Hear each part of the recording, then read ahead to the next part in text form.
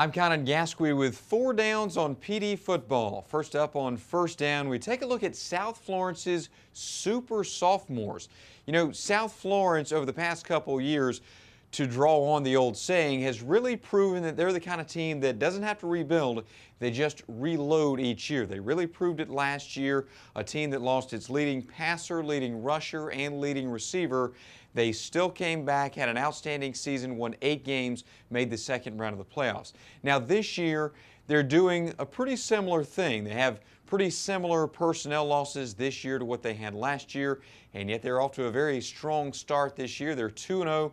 They've outscored their first 2 opponents 93-15, and it's actually the sophomore class that's really making a big difference for the Bruins this year. And the key guy in that sophomore class has been Tabari Hines. Big win over Lake City this past week for South Florence.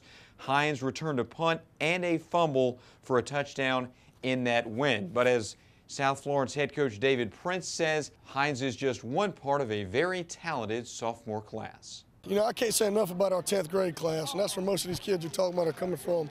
You know, in the off season this past year, those kids trained twice a day, never asked them to do it. They took it upon themselves.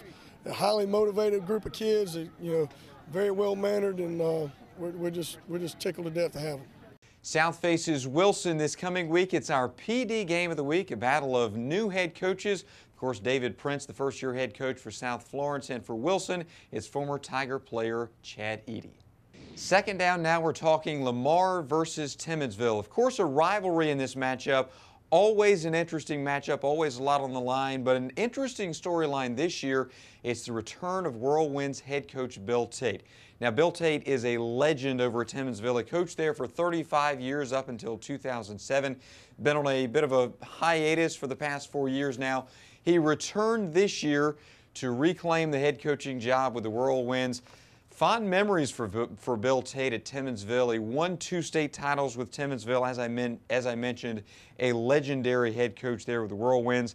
And now this week, he will play against Lamar, or he will coach against Lamar, rather, for the first time since 2007. So an interesting matchup for him as he returns to this rivalry. And this rivalry is a pretty interesting matchup this year anyway, especially after the matchup that these two teams had last year to end the season. Final game of the regular season, a lot of the line. Timmonsville wins the game at the last second, but Lamar still ends up winning the region title. These two teams face off as non-region foes this year. Third down, we're talking Hartsville's running attack. Now, the Red Foxes enter the season with really high hopes this year. A lot of guys returning, especially in the backfield, and they have flat out delivered so far. What a season it's been for this Hartsville running attack. They've racked up more than 400 yards on the ground in each of their 2 games so far. Trey Samuel, Trey Rogers, those were the 2 big names in the backfield last year. Dominic Robinson also looking strong this year. He scored 3 touchdowns in the first half of Hartsville's win over Lamar last week. So a very strong running game from Hartsville so far. The Red Foxes play Camden this coming week. On fourth down, we're talking about a very big Thursday night matchup this week. It's West Florence hosting Myrtle Beach. Marquee early season matchup for these 2 teams. Big PD versus Grand Strand matchup, and a matchup of 2 teams that won region championships last year. This is probably the biggest matchup of this coming week. And you know, West Florence last year, they were kind of a surprise team, had a very young team, had a freshman quarterback for most of the year, but he led them to a big season. They still won the region title. Plenty of experience returns this year, and expectations are high for the Knights. But they won't sneak up on anyone this year. This week's game against Myrtle Beach will give an early indication to just how strong the Knights are this year and just how well they're handling those high expectations in West Florence.